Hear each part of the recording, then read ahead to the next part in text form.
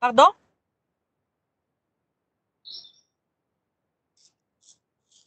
C'est bon, vous avez l'écran, le partage.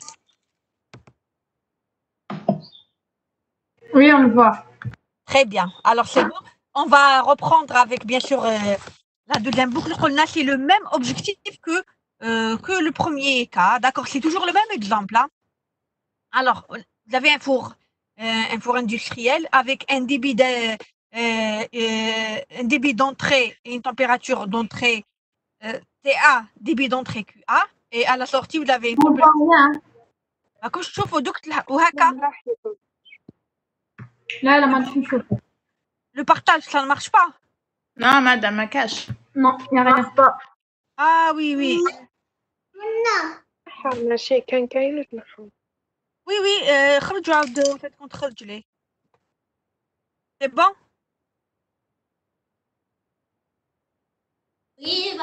Oui, c'est bon. Très bien. Alors, on a le même objectif, c'est la même image que...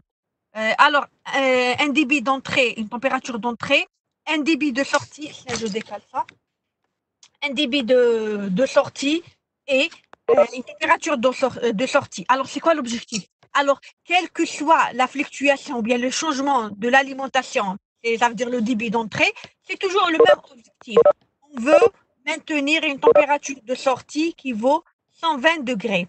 Alors, ici, à la différence du premier cas, la première partie du même exemple, alors qu'est-ce qu'on avait? Alors, c'est toujours, c'est l'opérateur qui va manipuler l'actionneur pour envoyer la bonne quantité de carburant. Ça veut dire il doit ajuster le carburant, envoyer la bonne quantité pour avoir à la sortie la température demandée, à savoir 120 degrés. Alors, ici, oui, oui, c'est clair jusqu'à présent. C'est bon? Alors, s'il vous plaît, à la différence, alors qu'est-ce qu'on a? Alors ici, on va mesurer la température à la sortie, d'accord? On va la mesurer avec un capteur de température adéquat et vous allez envoyer l'information à l'opérateur, d'accord? Il va faire quoi? Il va comparer la valeur mesurée à la consigne et puis il va maintenant envoyer, selon la différence qui va exister entre la mesure et la consigne, il va ajuster son débit de carburant pour avoir au final une bonne température de sortie, à savoir température de consigne. Est-ce que c'est clair? Alors, on dit de ce système qu'il est en boucle fermée. Pourquoi? Quelle est la différence avec la première partie de l'exemple? C'est que pour la boucle ouverte, ici s'il vous plaît, alors l'opérateur va agir et espérer que ça va marcher. Pourquoi? Parce qu'il ne dispose pas de l'information à la sortie. À l'inverse, dans la boucle fermée, et pourquoi elle est fermée? Parce que on a toujours l'information à la sortie. Ça veut dire il agit et il saura toujours l'effet de son action. Et grâce au capteur qui va mesurer toujours cette information, à savoir la température à la sortie, alors toujours l'opérateur aura cette information-là et il pourra à chaque fois comparer la mesure à la consigne pour au final envoyer la bonne quantité du débit. Alors ici, s'il vous plaît, à la différence avec le premier schéma, vous arrivez à voir que qu'est-ce qu'on a enlevé, s'il vous plaît, pardon? Qu'est-ce qu'on a enlevé? Le mur, vous vous rappelez? On avait ici un mur. Pourquoi? C'est juste pour schématiser, pour dire qu'il n'a pas un mur, mais il ne connaît pas l'effet de son action dans la boucle ouverte, dans la boucle fermée. Au contraire, il n'y a plus de mur. Pourquoi? Parce qu'il connaît l'effet de son action grâce à la mesure. Est-ce que c'est clair?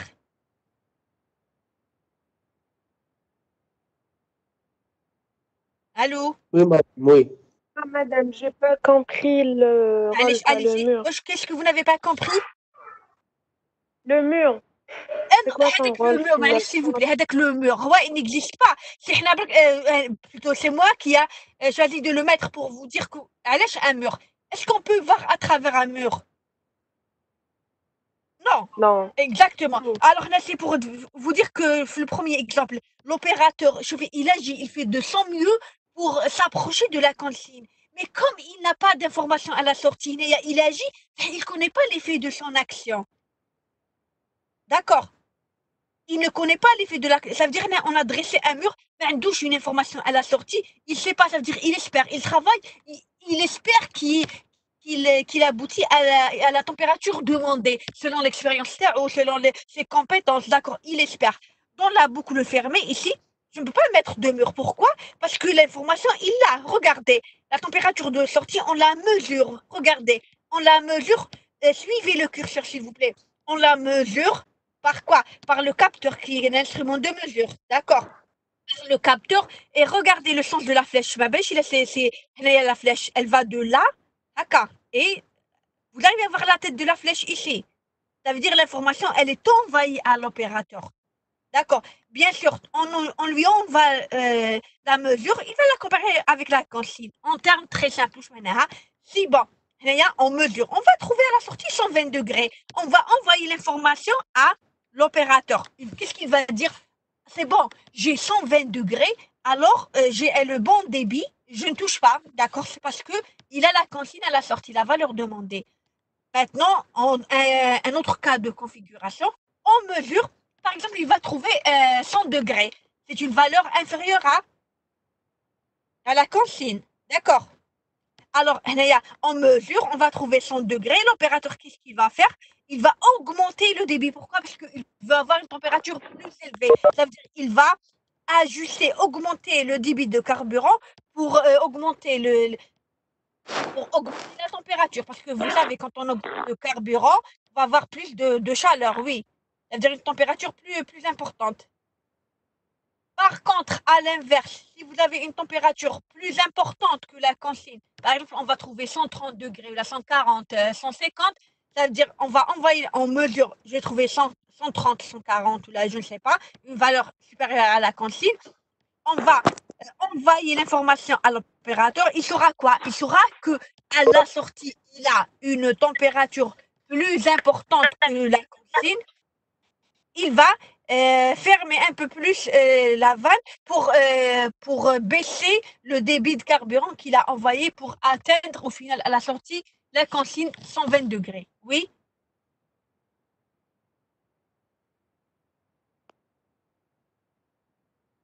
Oui? Vous m'entendez? Astaghfirullah. Oui, Madame. Allô? Oui? Oui, madame. Très bien. Alors, est-ce que c'est clair pour l'exemple? S'il vous plaît, c'est quoi le but de l'exemple? C'est qu'au lieu que je vous donne directement la structure d'une boucle de régulation, je préfère utiliser des exemples parce que déjà avec les exemples, ou parfois qu'il y a des difficultés. Alors là, si on commence direct avec la structure, d'accord? معليش نزيدو شوفوا نزيدو un deuxième exemple et j'espère on aura au moins l'occasion d'arriver à généraliser la boucle parce que ça, la partie, elle est importante, d'accord? De toute façon, il معليش من بعد après نتوما كي تعاودوا تقراو كاع واش درنا في البوليكوب là, si vous avez des questions là, معليش la prochaine fois vous pouvez me les poser. Là, vous avez un doute sur une information là, mais il y a pas de souci. Alors, pas la peine de lire هنايا parce que عندكم في le cours, d'accord? On dit de cette boucle qu'elle est fermée. Pourquoi? On a ajouté un instrument de mesure et on envoie toujours l'information à l'opérateur. S'il vous plaît, une remarque. Il faut savoir que l'opération, elle se fait en continu. Hein, ça veut dire en mesure en permanence. Parce que il faut savoir que dans un procédé, vous avez toujours des perturbations. Ça veut dire, même si je contrôle la température à la sortie, comme on a des perturbations, ça veut dire ils vont faire quoi? Ils vont faire éloigner la température de sortie à la consigne. Et le rôle de la boucle de régulation, cette boucle, c'est de toujours ajuster le débit de carburant pour avoir au final la consigne, d'accord? Ou s'il vous plaît, ça se fait d'une manière automatisée. On minimise l'intervention humaine. Maintenant, je passe à l'exemple suivant, d'accord? dans cet exemple-là, on choisit un échangeur de chaleur. Là, je choisis généralement des procédés que vous maîtrisez relativement pour qu'on puisse avancer. Alors, est-ce que c'est clair jusqu'à présent? Madame. Très bien. Alors, maintenant, on prend, s'il vous plaît, avant d'expliquer le deuxième exemple, alors, on dit une remarque importante à vous donner. Alors, s'il vous plaît, normalement, j'ai envoyé au délégué le support du cours, oui ou non? Hakkom. Oui, madame. Très bien. Alors, il laisse tout le cours, il laisse, vous avez pris la peine de regarder. Alors, en fin de cours, il faut descendre vers la dernière ou vers l'avant-dernière page. Qu'est-ce que vous allez trouver? J'ai écrit un support relatif au schéma TI. C'est quoi les schémas TI? C'est schéma, normalement, on est le 3, mais je crois que c'est la tuyauterie instrumentation.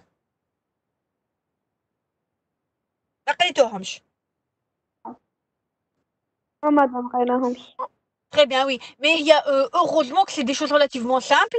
C'est quoi l'utilité? C'est comment lire une boucle de régulation. C'est ça le but. C'est pour ça le schéma tuyauterie instrumentation. Parce que vous arrivez à voir l'exemple que je viens de partager maintenant. L'échangeur de chaleur. Comme tu vois, on a des cercles. Oui, on a des cercles. Derrière, c'est écrit qu'il y a des lettres. Il faut savoir les lire. Pour savoir les lire, il faut utiliser la normalisation de les schémas tuyauterie instrumentation. Heureusement que c'est simple. Je vous invite à le lire, d'accord? Si vous avez des questions, mais allez, vous pouvez me les poser. Mais c'est relativement simple. C'est des codes et on les suit, tout simplement. يعني ما فيش حاجة تفهمها ولا. D'accord. Par exemple, le cercle, la première lettre toucher la signification تاعها, la deuxième lettre toucher la signification تاعها, la troisième lettre, des chiffres, d'accord. C'est des choses simples qui traduisent le document, vous saurez de quoi je parle. D'accord. Pour faire très simple, la première lettre désigne toujours la grandeur réglée. D'accord. La deuxième lettre, même la troisième, c'est le rôle ou les fonctions. Est-ce que c'est clair? Première lettre, pour le moment, vous vous contentez de ça. Après, vous lisez le support que j'ai envoyé. D'accord. Fait normalement une page et demie, pas plus. D'accord. Ou c'est des symboles, yani, mais je suis déjà compliqué ou là. Alors, on a la première lettre correspond à quoi? Correspond à la grandeur réglée. Très bien. À partir de la deuxième, troisième lettre, quatrième, c'est les fonctions ou bien les rôles. D'accord. Ça veut dire, pardon, la grandeur réglée. Pour le reste, les lettres, c'est quoi? C'est les fonctions. Ça veut dire un capteur, un régulateur, une vanne, un transmetteur, un élément primaire. C'est des codes. كل حاجة عندها un code. D'accord. Par exemple, pour la première lettre T, ça signifie quoi? Ça signifie la température. Très bien. Que quand on a un F, c'est un débit, parce que c'est en anglais, c'est pas en français. D'accord. Le F, c'est le débit. Le L, c'est le niveau. Qu'est-ce qu'on a? Le P, la pression, c'est P toujours. En français ou là en anglais. D'accord. Ou bien sûr, les grandeurs qui nous intéressent, c'est quoi? C'est la pression, la température, le débit et le niveau. Alors, P pour la pression, T pour la température, L pour le niveau et... Ouais, j'ai oublié de dire. L pour le niveau et... Pour le débit. F pour le débit, merci pour l'information. F pour le débit, très bien. On va être pour la deuxième lettre, il y a tout forme كامل, on va être tout le forme normal. Alors T comme un transmetteur, le régulateur c'est un C ou d'accord, OK, le E c'est enregistreur et ainsi de suite. يعني كما قال لك دوك هادو ما فيهمش la compréhension. عندك la lettre où ça correspond à quoi? D'accord. يعني c'est pas compliqué. OK. Ou s'il vous plaît, pour les vannes, comme j'étais pressée pour vous envoyer le cours, mais les vannes, normalement, sur Internet, vous pouvez voir le type de vanne, parce que vous allez voir que la vanne, je ne vais rien ouvrir ou fermer comme il vous semble. Qui m'a vraiment bon, c'est le rôle d'un robinet, on ouvre et on ferme, mais il faut savoir que même entre l'ouverture et la fermeture, il y a parfois des pourcentages, il y a différents types de vannes, il y a une vanne manuelle, كاين une vanne pneumatique, كاين électro-vanne, هادو كاع عندهم des symboles. Ça veut dire نتوما quand vous allez كاين une vanne avec un retour avec ça veut dire نتوما لازم كي تشوفوا كيفاش مرسومه لا فان تعرفوا دو كيل فان يساجيتيل. وانا شنو حنبعث لكم نورمالمون 4 vannes voire 5 vannes برك. بعد le reste bien sûr c'est pour les gens qui font de l'automatisme, ils maîtrisent la totalité, d'accord. Mais quand on maîtrise déjà 5 vannes, c'est déjà pas mal, d'accord. Ça veut dire que كل وحده عندها le dessin تاعها. هذا ما كان. Est-ce que c'est clair pour vous?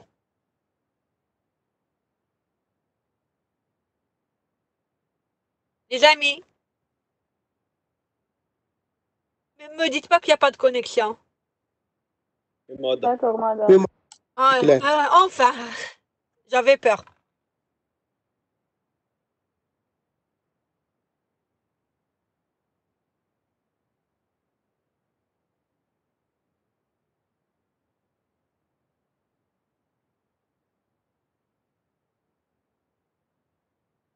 Dites-moi, c'est qui Ben Nasser Yacoub? C'est votre camarade? Oui, madame. Pourquoi je reçois un message comme quoi qu'il demande annotation de l'écran? Ben Nasser, parce que sinon je ne pourrais pas contrôler mon contenu. Je ne pourrais pas accepter. Désolé, madame, désolé. Ah, معليش, non, parce que sinon je ne pourrais pas contrôler mon écran pour refaire le déroulement. D'accord? madame, désolé. معليش, il n'y a pas de souci. Très bien. Alors, est-ce que c'est clair pour les remarques que j'ai données? S'il vous plaît, essayez de les voir. D'accord? Parce qu'il faut un minimum pour pouvoir lire le schéma. Alors, là, je reprends mon exemple. Alors, considérons le cas d'un échangeur de chaleur, voilà. L'échangeur de chaleur, qu'est-ce qu'il a comme rôle ou bien fonction? Normalement, tout le monde connaît, c'est de maintenir constante la température de sortie T2, d'accord? Et cela malgré les variations du débit et la température d'entrée T1. Alors, on a déjà, s'il vous plaît, malgré, je vous d'après déjà le vocabulaire, quand on dit malgré, pardon, et cela malgré les variations du débit de la température d'entrée, ça veut dire quel que soit le débit, s'il vous plaît, en bleu c'est l'entrée ou le rouge c'est la sortie, d'accord. Alors ça veut dire le débit, le fluide, il entre avec un débit noté F et une température T1. Il sort à une température notée T2 et avec le même débit, parce que là on respecte, parce que FF qu'un débit, il sort avec le même débit, d'accord. C'est une circulation, ok. Alors, sauf qu'il entre avec une température T1, il entre avec une température T1, il sort avec une température T2.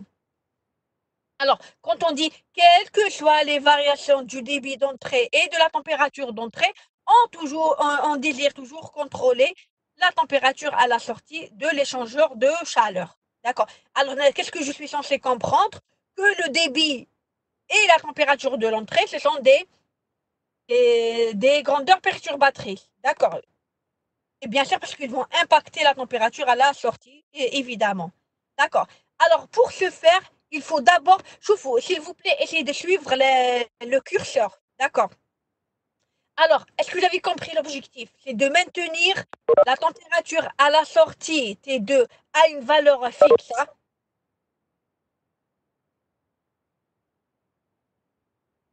Est-ce que c'est clair? Alors, voilà. La température T2, il faut la maintenir constante, quelles que soient les variations de F1, T1. Pour arriver à notre objectif, à savoir garder T2 constante, alors le premier point, c'est quoi? D'abord, on va mesurer la température à la sortie. D'accord. On va faire quoi après? On va comparer la mesure à la consigne pour au final régler votre vanne pour envoyer alors la bonne quantité pour au final avoir toujours T2 est égal à la consigne. Envoyer la bonne quantité de vapeur, hein, parce que ici vous voyez que quoi? Il faut augmenter la température. Alors, s'il vous plaît, dans le cas où vous avez un surplus de vapeur, l'excès de vapeur va être évacué par la trappe à vapeur. Ça sert à évacuer le surplus pour éviter bien sûr des risques. Hein. Est-ce que c'est clair?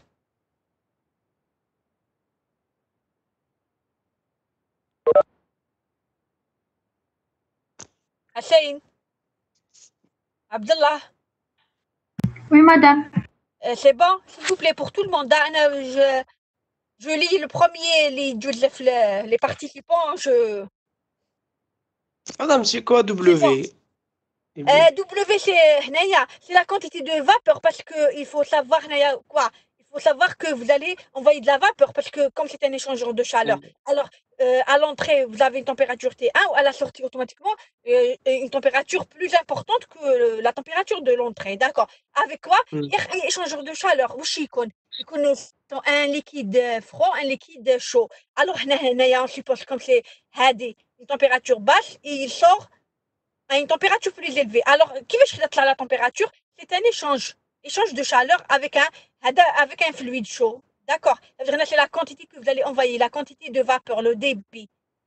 S'il vous plaît, je réponds à la question. Ça veut dire quoi? La grandeur réglante est de nature différente que la grandeur réglée. Généralement, c'est toujours le cas. La grandeur réglée, qu'est-ce qu'on veut régler? Une température. Mais qu'est-ce qu'on va utiliser comme grandeur réglante? On va utiliser un débit. Et c'est valable pour toutes les boucles de régulation généralement. D'accord. À 99,99%, c'est valable. C'est bon. Une autre question, s'il vous plaît. Au côté comme la trappe, s'il vous plaît, c'est pour évacuer le surplus de vapeur. Au cas où vous avez un surplus, et bien sûr, il faut l'évacuer. Pour toujours être ou bien vous avez un surplus dû à une quantité plus importante à celle qui est demandée, d'accord, parce que ça veut dire la température T2 demandée, alors avec le surplus va être évacué par le trap, ou en cas une défaillance technique, par erreur, qu'il y a une erreur de manipulation, ou bien un problème technique, où on aura beaucoup de vapeur, un débit de vapeur très important, automatiquement, il va être évacué par la trappe pour éviter des accidents, voire des explosions. Là. D'accord.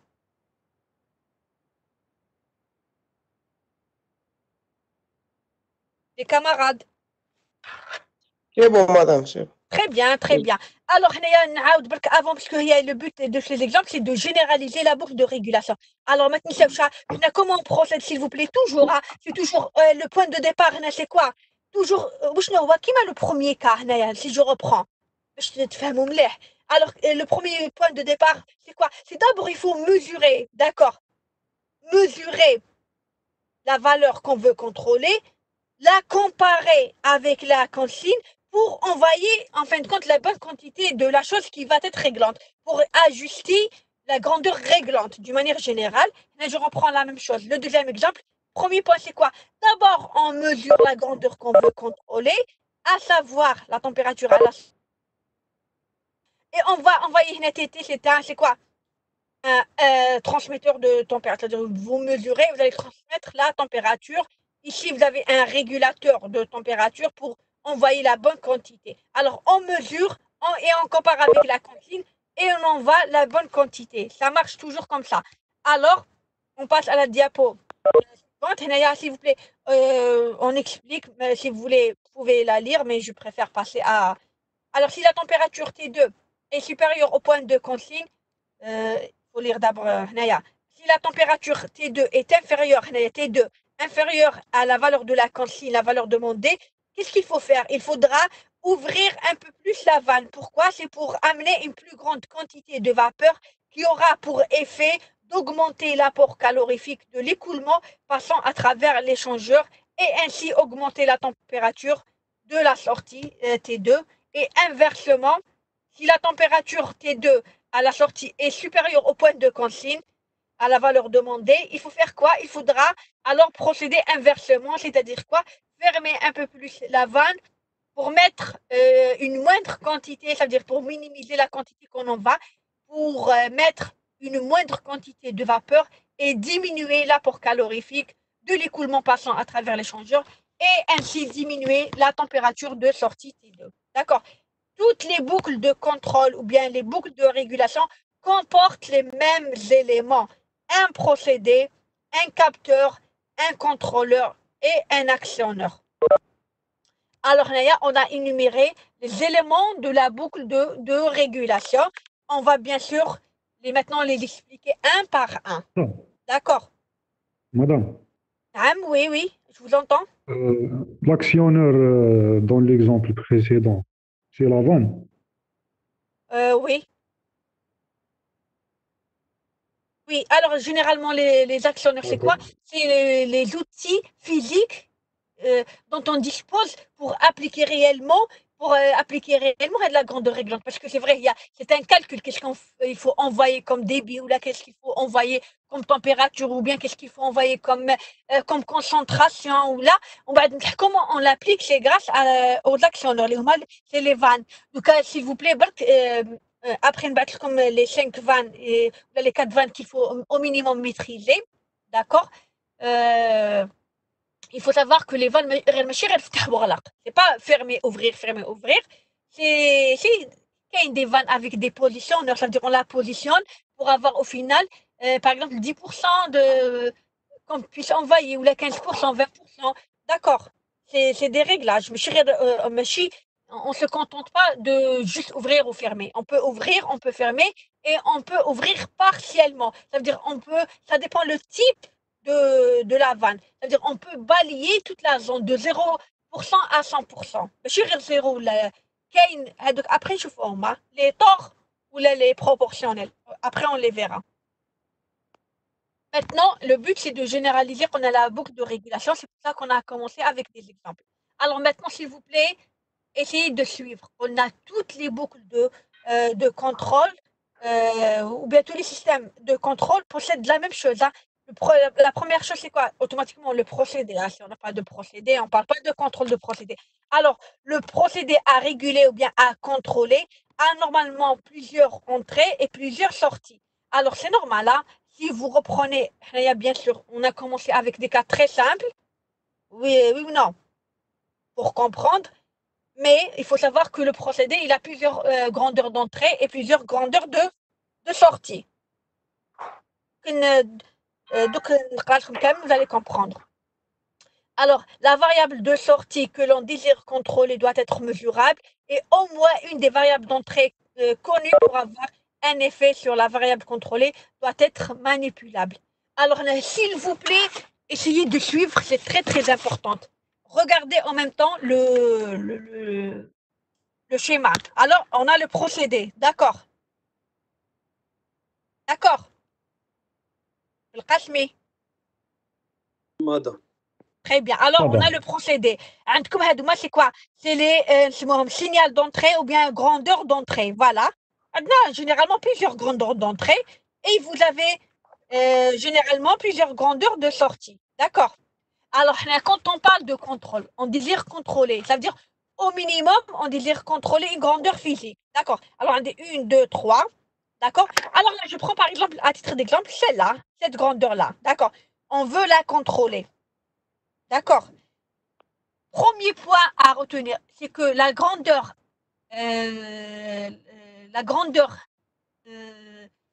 à contrôler ou bien la grandeur réglée, c'est une grandeur de sortie et non pas d'entrée. Hein. On ne trouvera jamais une grandeur d'entrée qu'on veut contrôler, c'est impossible. Grandeur de sortie, grandeur contrôlée, c'est une grandeur de sortie. C'est le premier point. Alors, le deuxième point, il faut que cette grandeur à contrôler soit une grandeur mesurable. Ça veut dire, on arrive à la mesurer. Si vous n'arrivez pas à la mesurer, on ne pourra pas faire un contrôle de procédé. D'accord? Concernant cette grandeur-là, bien sûr. Hein. Est-ce que c'est clair? Alors, le premier point, vous oubliez toujours la grandeur à contrôler, parce que plus tard, une grandeur d'entrée, quand on va faire le contrôle de cette grandeur d'entrée, c'est qu'il n'a pas saisi déjà l'objectif du cours. Hein. D'accord. Alors, premier point, la grandeur qu'on veut contrôler, c'est une grandeur de sortie. Il faut qu'elle soit mesurable, c'est-à-dire on peut la quantifier, on peut la mesurer. C'est le deuxième point. D'accord. Troisième point, alors il faut comme Fia. Madame. Très bien. Alors, هذه une grandeur de sortie où il faut qu'elle soit mesurable. C'est évident, mais c'est pas compliqué à comprendre. Alors, donc, par contre, il y a troisième point, il est très très important. Alors, il faut trouver au minimum une grandeur d'entrée, d'accord? Il faut trouver une grandeur d'entrée qui est connue, qui a un effet sur la grandeur qu'on veut contrôler. Maintenant, je vais utiliser des termes très simples pour que vous puissiez comprendre. Ça veut dire, si je veux contrôler cette grandeur-là, je la déplace, d'accord, je veux contrôler cette grandeur-là, ok. Alors, il faudrait, c'est une grandeur de sortie, elle est mesurable. En même temps, il faudrait que je trouve parmi ces grandeurs d'entrée une grandeur qui a un effet sur cette grandeur-là que je veux contrôler. Il faudrait trouver au minimum, une grandeur d'entrée qui a un effet sur cette grandeur que vous voulez contrôler. Est-ce que c'est clair? Oui, madame. Oui. C'est bon. En tout cas, si on réfléchit un petit peu, je trouve que les notions commencent à arriver. Celui qui peut répondre, il aura un point en plus. Hein? Alors, à votre avis, pourquoi il est indispensable de trouver au minimum une grandeur d'entrée qui a un effet sur la grandeur qu'on veut contrôler? Pourquoi? Il y a la réponse qui se présente. Essayez, Malèche. Madame, parce qu'il peut y avoir deux grandeurs qui affectent la valeur de sortie, non? Mais j'ai pas très bien entendu. Il peut y avoir deux grandeurs qui peuvent affecter, par exemple, la grandeur de sortie. Bon, il y a généralement, il connaît 2, 3. Mais pourquoi au minimum il faut qu'on trouve? Voilà, s'il est indispensable de trouver au minimum une. Madame, pour si on veut ajuster à la grande. Oui, même si tu n'es pas l'aimé, c'est ça. Alors, Abdullah, hier. Abdelaziz, madame. Pardon, خلاص. Ok, Abdelaziz, le nom de famille. Madame, si on va ajuster ou bien régler le grandeur qui veut régler, madame, à la consigne, par exemple la température. Oui, c'est bon, c'est ça, j'ai saisi, j'explique pour vos camarades. Alors, tout simplement, pourquoi il était indispensable de trouver une... Là, je n'hasblais en moi l'information, c'était ça le but. Hein. Alors, pourquoi il était indispensable? Au minimum, il faudrait que je trouve une grandeur d'entrée qui a un effet sur la grandeur que je veux contrôler. C'est pour l'utiliser comme une grandeur réglante. Parce qu'à chaque fois, pour amener la mesure à la consigne, on a besoin toujours d'une grandeur réglante. D'accord. Si elle n'a pas d'effet sur la grandeur que vous voulez contrôler, comment on va faire le contrôle? Si je ne trouve aucune grandeur d'entrée qui a un effet sur la grandeur que je veux contrôler, comment je vais faire le contrôle? Ça veut dire que j'ai une grandeur réglante. Est-ce que c'est clair? Et ça, c'est important.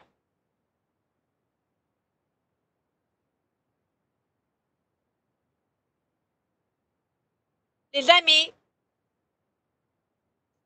Oui, madame. Vous avez compris? Normalement, c'est pour ça que j'ai préféré commencer avec les exemples. Hadith simple que vous connaissez. Sinon, si on va faire directement, la boucle, je sais que c'est pas évident. Là. Oui. Très bien. Alors, par exemple, je reprends. Voilà, la grandeur que je veux contrôler. À sa place, bien sûr. Alors, il faudrait que, au minimum, je trouve une grandeur d'entrée qui a un effet sur la grandeur que je veux contrôler. D'accord. Et en plus, le critère, il faudrait au minimum trouver, par exemple, c'est des exemples. Alors, il faudrait qu'on trouve au minimum une grandeur d'entrée qui a un effet sur la grandeur que je veux contrôler. Et il faut la grandeur qui a un effet, il faut qu'elle soit manipulable. Ça veut dire il faudrait que je puisse la manipuler. Si vous avez une grandeur d'entrée, là voilà, qui a un effet sur la variable que je veux contrôler, mais elle n'est pas manipulable, je ne peux pas la manipuler. La même chose, je ne pourrais pas l'utiliser pour contrôler le procédé. Est-ce clair? Parce que là, la pluie, et ça fait quand même rage, j'ai peur de perdre la connexion. Est-ce que c'est clair, s'il vous plaît? Oui, madame. Il faut qu'on trouve une grandeur d'entrée qui a un effet sur la grandeur que je veux contrôler. En même temps, il faut qu'elle soit manipulable. C'est-à-dire, je peux la manipuler. Parce que si elle a un effet, mais je ne peux pas la manipuler, alors on ne pourra pas l'utiliser. D'accord? Si vous avez compris ça, c'est l'essentiel. Je vais récapituler rapidement. Alors, je connais un premier point qui est très variable à contrôler, c'est une grandeur sortante. D'accord? Il faut qu'elle soit mesurable. On a vu, il faut mesurer pour comparer, pour qu'on puisse agir. Ça veut dire une grandeur de sortie, il faut qu'elle soit mesurable. Et au moins, il faut trouver une grandeur d'entrée qui a un effet sur la grandeur que je veux contrôler. Et il faut qu'elle soit manipulable. Je peux la manipuler. Très bien. Maintenant, je peux généraliser. Ainsi, pour réguler ou bien pour contrôler la variable. Alors, pour réguler la variable contrôlée, on doit, en premier lieu, la mesurer avec un capteur adéquat, puis la comparer avec la valeur de la consigne pour, au final, déterminer l'erreur. C'est quoi l'erreur? C'est la différence, on l'appelle signal d'erreur, parce qu'après, on va parler de signal. Signal d'erreur, alors ça va être la différence entre la valeur mesurée et la valeur de la consigne, la valeur qu'on veut. Alors, cette erreur permet de déterminer l'action de contrôle. Ça veut dire quoi? C'est selon l'erreur qu'on va ajuster la grandeur réglante. Alors, permet de déterminer l'action de contrôle qui est ensuite transmise à l'actionneur, ça pour appliquer physiquement l'action de contrôle. Alors, ensuite, transmise à l'actionneur pour manipuler la grandeur d'entrée choisie, bien sûr. Est-ce que vous avez des questions, s'il vous plaît, avant d'énumérer les différentes étapes? C'est bon pour cette étape-là?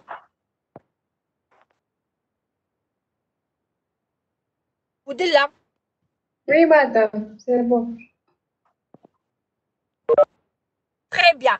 Alors, il y a le schéma de tout, bien sûr, en grand. Voilà, c'est la structure d'une boucle de contrôle. Maintenant, c'est simple. Si vous avez compris, normalement, c'est simple. Hein? Alors, une boucle de contrôle d'un procédé est toujours constituée des éléments suivants. Ça veut dire qu'on arrive à généraliser la structure de la boucle de régulation. Alors, la boucle, elle contient quoi? D'abord, une variable de sortie à contrôler. D'accord? Un capteur pour mesurer cette variable de sortie. Alors, la consigne, c'est la valeur désirée utilisée pour calculer l'écart entre mesure et consigne. Un régulateur, c'est pour calculer l'action de contrôle. Alors, valeur de la variable à manipuler. Maintenant, le rôle du régulateur, c'est d'élaborer, c'est de vous donner la valeur de la variable à manipuler. Il y a la grandeur réglante. Hein, à partir de l'erreur et finalement un actionneur pour appliquer physiquement l'action de contrôle dans le but de changer ou modifier le procédé et le ramener à son point de consigne. J'espère que ça a été clair, Naya, parce que normalement on a déjà expliqué. C'est bon ou pas? Oui, madame. Oui, madame. Très bien, merci. Alors, Naya, c'est pour généraliser.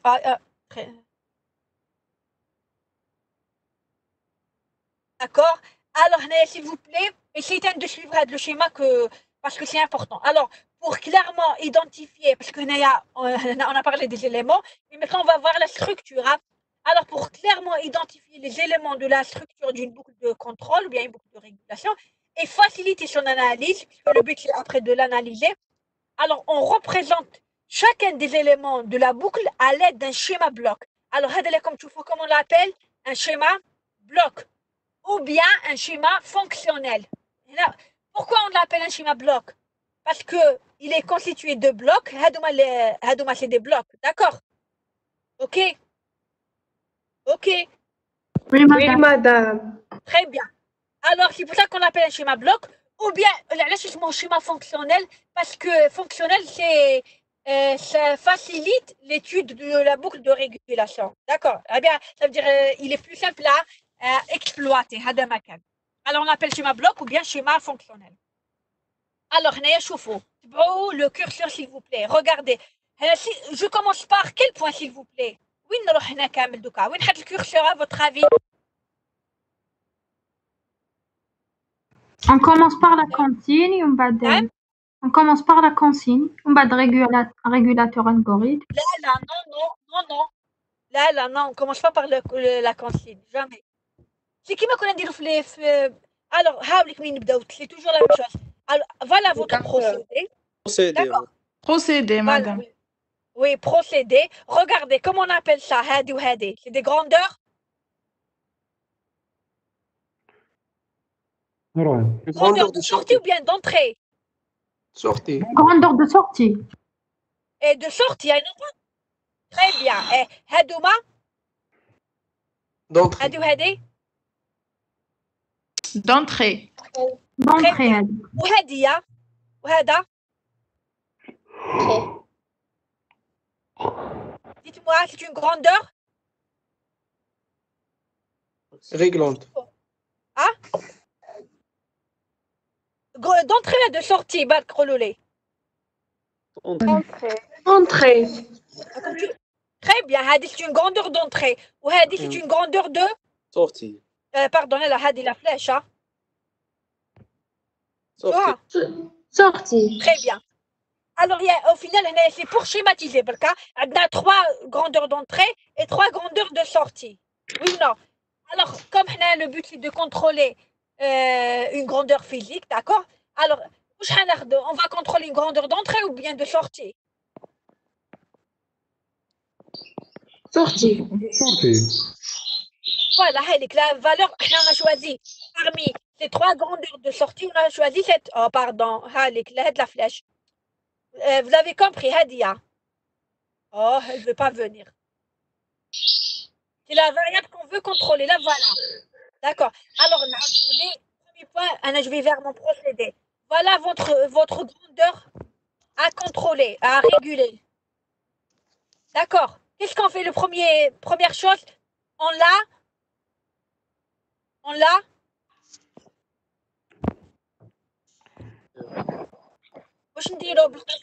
la mesure. Mesurer. Oui. Très bien. Alors, on mesure la grandeur qu'on veut contrôler. On la mesure avec un capteur adéquat. On va envoyer ou transmettre l'information. D'accord? Et on va comparer. On va leur mesurer à la consigne. C'est pour ça que vous avez un signal un plus et un moins. On va dire la consigne. On compare la consigne à la valeur mesurée. Alors, la différence, on va l'appeler signal d'erreur. Alors, s'il vous plaît, le cercle, le rang. On l'appelle un sommateur. Le cercle s'appelle un sommateur ou bien un soustracteur. C'est quoi son rôle? C'est d'additionner ou bien de soustraire les signaux. D'accord? On additionne ou bien on soustrait les signaux. D'ailleurs, on va faire quoi? La différence entre la consigne et la mesure, ça va vous donner le signal d'erreur. Le signal d'erreur va être envoyé au régulateur. Le régulateur, il va faire quoi? Il va élaborer l'algorithme de contrôle. D'accord? Ça veut dire, en quelque sorte, c'est le cerveau de la boucle de régulation. D'accord? Le régulateur est, en quelque sorte, le cerveau. Ça veut dire, bon, c'est lui qui réfléchit, en quelque sorte. D'accord? Bon, il est programmé pour, mais... Alors, il va calculer l'algorithme de contrôle pour envoyer, pour ordonner à l'actionneur de se positionner à un endroit bien précis. D'accord? Ça veut dire pour manipuler la grandeur réglante et la manipuler pour, au final, réduire l'erreur, pour avoir, au final, une variable contrôlée qui s'approche de la valeur de la consigne. Et vous voyez que ça se fait d'une manière fermée. C'est une boucle fermée. Pourquoi? On a toujours la mesure et on compare avec la consigne pour élaborer un signal d'erreur qui va ordonner à l'actionneur de se positionner dans état pour avoir une grandeur réglante qui va amener la variable à contrôler à la consigne. Et ça se fait d'une manière continue. Est-ce que c'est clair pour le schéma bloc?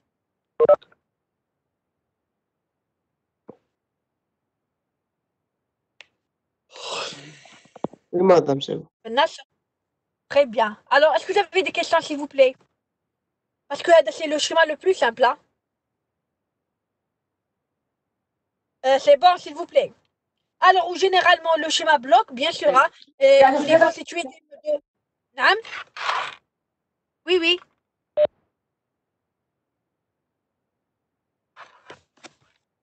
Alors, j'ai dit que le schéma fonctionnel est constitué des mêmes éléments généralement. D'accord?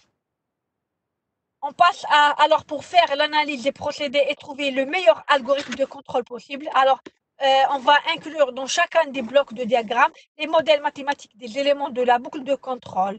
Ces modèles mathématiques sont appelés fonctions de transfert. On aura une fonction de transfert pour le régulateur, l'actionneur, le procédé, pour le capteur.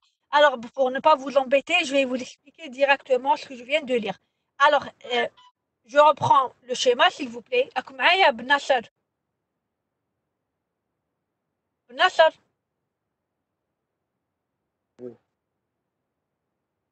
Comme Simofia. Oui, madame. Très bien, non, parce que parfois je crains que. Très bien, alors au lieu de lire ça, je vais l'expliquer directement sur le schéma. Et là, c'est vrai que pour commencer, on a écrit un régulateur, un actionneur, procédé, capteur. Mais pour faire l'analyse de ce système-là, quand on écrit régulateur, actionneur, procédé, c'est pas évident de l'analyser comme ça. Alors, au lieu d'écrire un régulateur, on va écrire la fonction de transfert du régulateur. D'accord? Ça veut dire c'est le comportement mathématique de votre régulateur. Pour l'actionneur, la même chose. Vous allez mettre sa propre fonction de transfert. Pour le procédé, au lieu d'écrire le procédé, vous allez inclure le modèle mathématique du procédé, ce qu'on appelle la fonction de transfert. Et même chose pour le capteur. Au lieu d'écrire le capteur, vous allez mettre sa fonction de transfert. Ça veut dire, pour faciliter l'étude de contrôle, alors dans chaque bloc, vous allez inclure les fonctions de transfert qui sont les modèles mathématiques. D'accord? Dorénavant, alors au lieu d'écrire le procédé, vous allez faire quoi? Sa propre fonction de transfert. Alors après, quand on avancera dans le cours, vous allez voir comment on va trouver la fonction de transfert du procédé. C'est pour ça qu'on a fait le rappel, les bilans, là. C'est grâce au bilan, c'est d'accord qu'on peut trouver le comportement dynamique des procédés.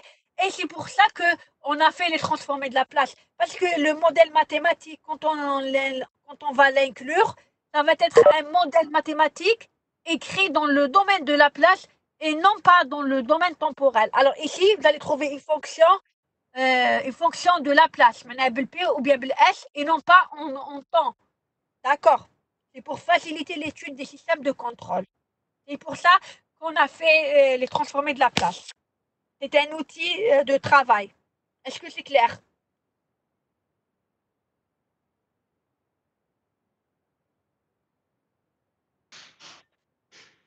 C'est bon?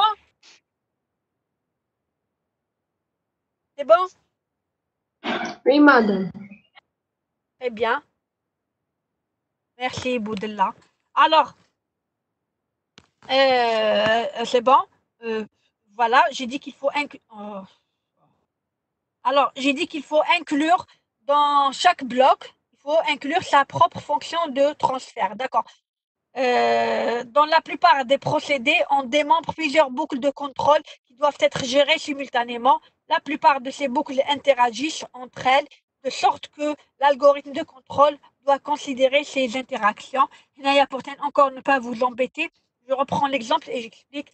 Alors, dans cet exemple, on a utilisé la configuration la plus simple. C'est quoi? C'est qu'on a juste une seule grandeur de sortie à contrôler. D'accord. Ok. Il faut savoir que dans la réalité industrielle, généralement, on est amené à contrôler plusieurs grandeurs à la fois, parfois 2, parfois 3. Bien sûr. Pourquoi on donne de l'importance? C'est pour vous dire que quand on fait le contrôle des procédés, on ne peut pas, par exemple, prendre cette grandeur-là, d'accord, et la contrôler. Je fais une boucle de contrôle, et puis je passe à la deuxième. Je veux contrôler encore cette deuxième grandeur. Vous allez après faire en deuxième lieu sa boucle de contrôle, et ainsi de suite. Il faut le faire en même temps. Il faut le faire en simultané. Pourquoi? Parce que les boucles de régulation interagissent. Ça veut dire les grandeurs, les grandeurs, alors les grandeurs impactent les autres grandeurs. Ça veut dire ils réagissent en même temps. C'est pour ça qu'il est indispensable de faire le contrôle, les boucles de contrôle en même temps. On ne pourra pas faire le contrôle d'une grandeur, une boucle à part. On va faire la deuxième. Il faut faire le contrôle simultanément. Il faut le faire en même temps.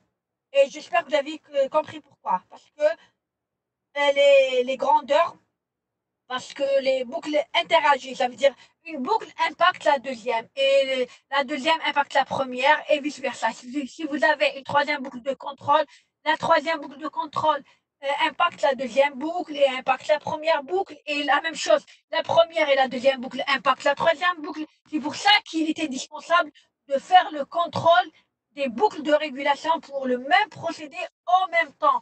On ne pourra jamais dire que je fais le contrôle de la première grandeur, puis je passerai à la deuxième. Non, il faut les faire en même temps parce qu'ils interagissent. Ils ont des effets les uns sur les autres.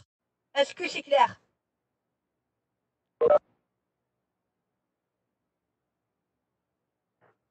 Clair, madame. C'est bon? Le Kasmi? Oui, madame. Abdelaziz, c'est bon, très bien. Alors, Naya, pour concrétiser, comme un exemple. Madame, Oui, vous oui. m'entendez? Oui, je vous entends. Oui. Madame, pour chaque grandeur, on fait une boucle. لازم une seule grandeur, une boucle. C'est ça. Une grandeur mesurée. Il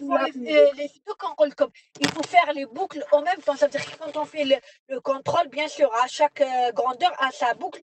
Il faut le faire en même temps. Parce que le contrôle, comme si on prend un procédé, par exemple, on dit trois grandeurs à contrôler simultanément. D'accord. Alors, le cas de à part, ça veut dire mettre en considération les faits les autres. On va dire la deuxième. Qui dit que à part, elle va l'impacter, ça veut dire l'étude elle n'est pas correcte parce que tu n'as pas pris en considération l'effet de la deuxième boucle de contrôle. D'accord. Ça veut dire en simultanément. Donc, deux exemples pour mieux voir. D'accord. Alors, on a le premier exemple, c'est le séparateur flash. D'accord. On a le ballon flash qui m'a fait une fois. Alors, je vous laisse un moment. Comme le support de cours normalement. Bon, alors, s'il vous plaît, regardez bien le schéma. Vous allez me dire, on a comme deux boucles de contrôle. Ça veut dire dans un ballon flash, d'une manière générale, dans un ballon flash, un séparateur flash, on a au minimum, on a deux boucles de contrôle qu'il faut faire simultanément. Alors, est-ce que vous voulez que je vous laisse un moment pour réfléchir? Et s'il vous plaît, quand on cherche la boucle, la grandeur qu'il faut contrôler, alors vous allez me dire quelle grandeur vous allez contrôler et vous allez utiliser quelle grandeur réglante pour y arriver à votre fin. Alors, là, s'il vous plaît, il y a déjà normalement les indications, parce que c'est le schéma de la boucle, alors vous avez des indications. Allez, les cercles. Oui ou non?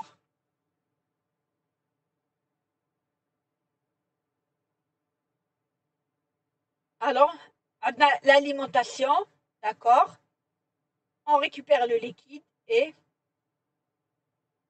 je vous laisse un moment de réflexion.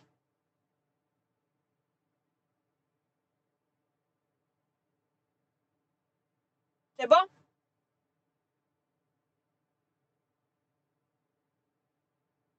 Vous m'entendez? Vous réfléchissez ou bien on n'a pas de connexion?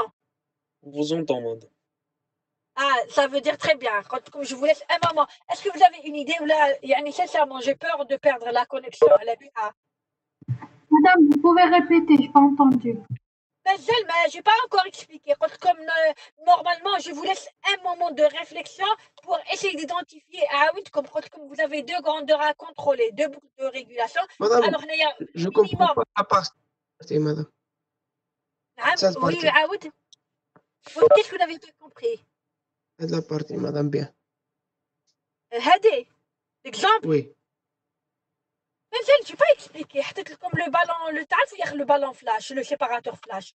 Oui. Dans le cas général. Parce que, écoutez, pour faire le contrôle, le procédé en entier. D'accord. Pour faciliter, on maîtrise un petit peu le contrôle. Parce qu'il faut savoir que c'est un module très technique. D'accord. Ça veut dire qu'il faut normalement faire des visites pour qu'on puisse mieux assimiler le cours. Et il faut avoir des supports à l'ETP. Malheureusement, on n'a pas cela, surtout avec ces conditions-là. Alors, on a une partie, dans le cas général, où il y a un ballon flash, ça veut dire au minimum, on va trouver deux grandeurs qu'il faut contrôler. Tout dépend du procédé. Avec la totalité de ce que vous avez comme information, on pourra trouver une troisième grandeur qu'il faut contrôler. D'accord. Mais généralement, c'est les deux grandeurs qu'il faut contrôler dans un ballon flash ou un séparateur flash. C'est le P et le L. La pression, le P, la pression ou le L. Niveau. Alors, L, je vais vous dire, c'est quoi le L? Niveau. Level. Quelle pression, quel niveau, ou il faut utiliser quelle grandeur réglante, puisque maintenant, ça, toujours, je cherche débit. la grandeur que je dois contrôler, et il faut la contrôler avec quoi? En termes très simples. Grandeur réglée et réglante correspondante. Allez, j'ai peur de perdre la connexion, alors je préfère vous l'expliquer. Alors, Naya, s'il vous plaît, pour les gens qui sont présents, essayez de prendre note parce que je crois que dans le cours, c'est des exemples, mais pas avec les détails, mais je ne suis pas sûre. Alors, au moins, retenez, comme le schéma, retenez juste les grandeurs qu'il faut contrôler, d'accord? Alors, Naya, deux variables de procédé doivent être contrôlées simultanément. Simultanément, en même temps. D'accord. Alors, la première grandeur qu'il faut contrôler, il faut contrôler la pression et bien sûr la pression dans le réservoir, dans le ballon. Et la deuxième grandeur qu'il faut contrôler, c'est le niveau dans le réservoir. Alors, c'est pour ça que je comme une indication, parce que je comme un cercle. Oui ou non? D'accord. Qu'est-ce qu'il faut contrôler? La pression dans le ballon et le niveau. C'est les grandeurs sortantes. D'accord. Maintenant, il faut les contrôler avec quoi? Alors, pour contrôler la pression, la variable ou bien la grandeur réglante ou bien la variable manipulée sera le débit de vapeur. C'est évident. D'accord. Alors, pour contrôler la pression, ça va être quoi? Pour contrôler la pression dans le ballon ou le séparateur flash, on va utiliser quelle grandeur, s'il vous plaît? Débit. Débit. Quel débit? Vapeur. Quel débit, s'il vous plaît? Quel débit? Débit d'alimentation. Oui, on va. Le débit de vapeur, d'accord. Ok, حاولي شو عندكم؟ Ok.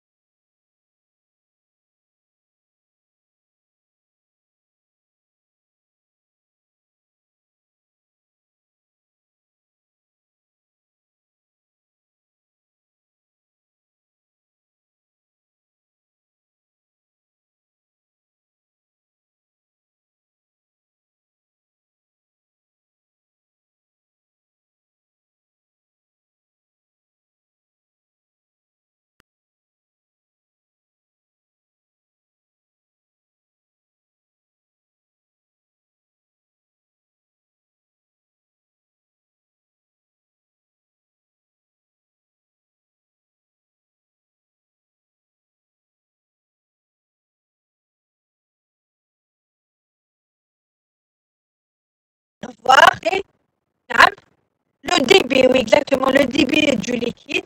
Il faut préciser et non pas le débit d'entrée parce que faut savoir que pour le débit, toujours entre le débit d'entrée, le débit de soutirage, qu'importe, ça veut dire il faut préciser le débit. Il faut toujours dire de quel débit s'agit-il là, le débit de sortie.